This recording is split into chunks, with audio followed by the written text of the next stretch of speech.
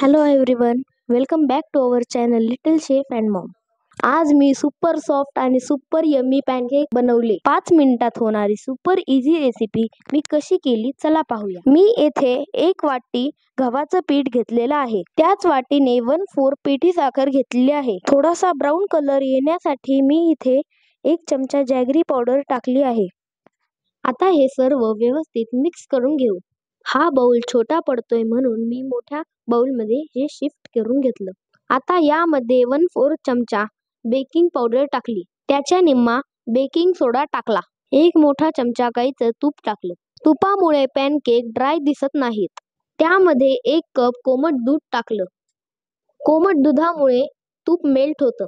Mix करून गरजेनुसार milk add करायचं. असं रिबन कन्सिस्टन्सीचं बॅटर झालं पाहिजे. आता तुपाने पॅन ग्रीस करून घ्यायचा आणि छोटे छोटे पॅनकेक्स बनवायचे.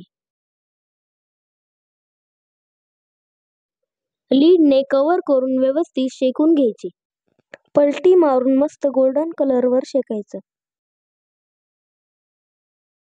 मस्त पॅनकेक्स रेडी झालेत. आपण येथे असेच खाऊ शकतो, पण मी डेकोरेट करणार आहे. Wow, so soft. Double boiler पद्धतीने मिल्क कंपाऊंड मेल्ट करून घ्यायचं. मेल्ट होताना त्यामध्ये 2 चमचे दूध टाकायचं. दुधामुळे शाईन छान येते आणि कन्सिस्टन्सी सॉस सारखी होते. बघा, मस्त चॉकलेट सॉस सारखं झालंय. काही पॅनकेक्स मी मधाने डेकोरेट करतो. Wow, let's try.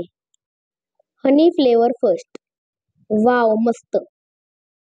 Now my favourite flavour chocolate. Wow, so yummy, delicious. तुम्हाला माझी रेसिपी आवडली असेल तर प्लीज लाईक करा आणि नवीन असाल तर सबस्क्राईब करा. Thank you for watching this video. Bye.